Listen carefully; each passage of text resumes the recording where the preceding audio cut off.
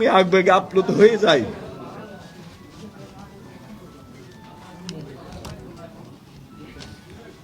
আপনারা জানেন গতকালকে আমরা এখানে রংপুর মেট্রোপলিটন এলাকার 24 নম্বর ওয়ার্ডের মাছুয়াপাড়া এলাকায় রংপুর স্কুলের সাবেক শিক্ষক, জেলা স্কুলের সাবেক শিক্ষক গণপতি চক্রবর্তী স্যারের স্ত্রীর নাম প্রীতিলতা চক্রবর্তী ওরফে ভোলা, স্যারের মেয়ে প্রার্থী চক্রবর্তী এবং 12 বছর বয়সী নিষ্পাপ শিশু প্রিয়ম, এই 4 জনের একটা নির্মম হত্যাকাণ্ড। আজকে আপনাকে আমি বলতে পারি, আমার ছোট সন্তানটার বয়সী এই প্রিয়ম, আমি আবেগে আপ্লুত হয়ে যাই।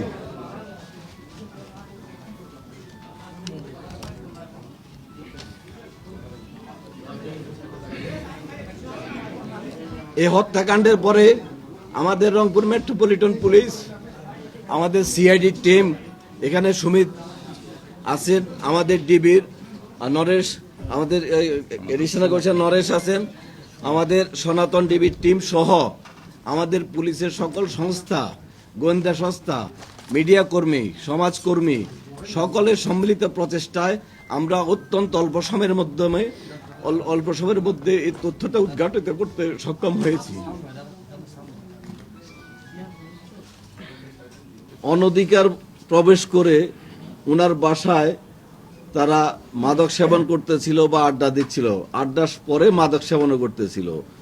গণপতি স্যার এটা বাধা দেওয়ার কারণে সেই বখাটে যুবকরা পরিকল্পিতভাবে, এবং এরা সবাই একই এলাকার আত্মীয় স্বজন, তারা ওনাকে খুন করে।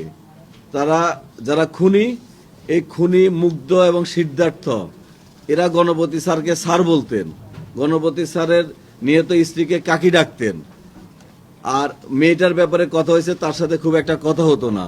ছোট বাচ্চাটাকে তারা প্রিয়ম নামে ডাকতো এবং খেলাধুলা করতো তাদের ছোট ভাইদের সাথে। এরা সবাই একই এলাকার পাশাপাশি এলাকার।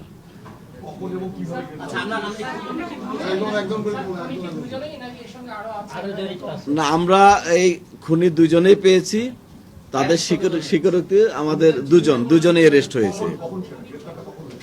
গ্রেপ্তারটা আমরা আজকে ভোরবেলায় গ্রেপ্তারটা করেছি। আজকে ওরা যেখানে, আমি যেটা বুঝলাম যে নিয়মিত মাদক সেবন করতো না, ওরা যেখানে নির্মাণাধীন বিল্ডিং গুলা সুযোগ পায় নেশাগ্রস্তরা সেখানে যায় আড্ডা দেয়। না, গণমাধ্যমে আমরা, এটা একটা চাঞ্চল্যকর মার্ডার, 4 জন মার্ডার হয়ে গেছে। সেখানে আমরা যে কোনো আসামিকে আমরা গ্রেপ্তার দেখানোর ক্ষেত্রে আমরা যথেষ্ট সতর্কতা অবলম্বন করে আমাদেরকে প্রতিটা পদক্ষেপ ফেলতে হবে। এখানে প্রত্যেকটা জিনিস আমরা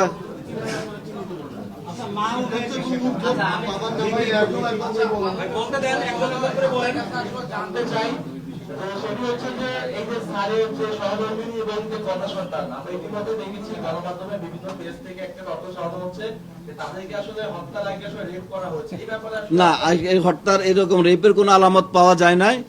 আর উনি যেটা বলছে আমরা কিভাবে তাদেরকে শনাক্ত করেছি, আমরা যে বাসায় ঘটনাটা ঘটে সেখানে আমরা ইয়াবা খাওয়ার আলামত পেয়েছি।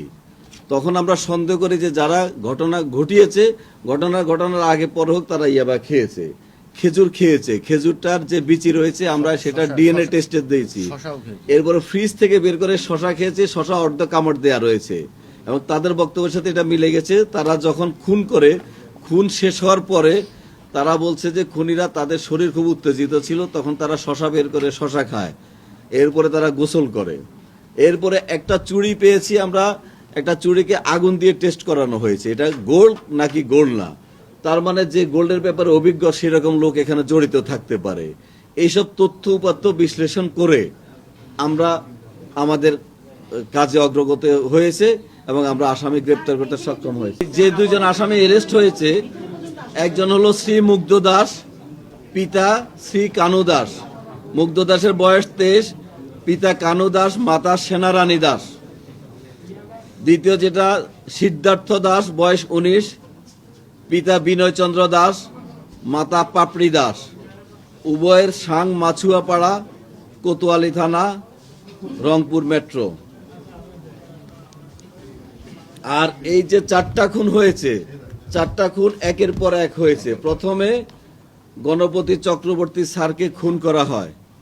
স্যারের শব্দ পেয়ে, স্যারের গঙ্গানি শব্দ পেয়ে স্যারের ওয়াইফ প্রীতিলতা চক্রবর্তী ম্যাডাম যখন যাচ্ছিলেন তখন উনাকে খুন করা হয়।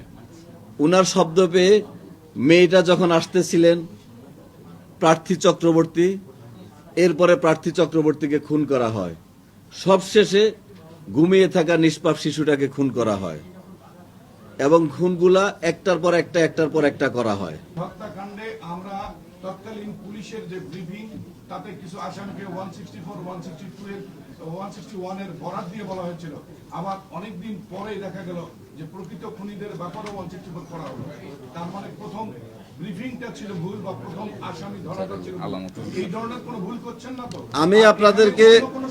আমি আপনাদেরকে এটুকু বলতে পারি, আমাকে যারা চিনেন আস্থা রাখতে পারেন ইনশাল্লাহ। শুধু এটুকুই বলবো, আস্থা রাখতে পারেন, বাকিটা আপনারা পরবর্তীতে দেখবেন।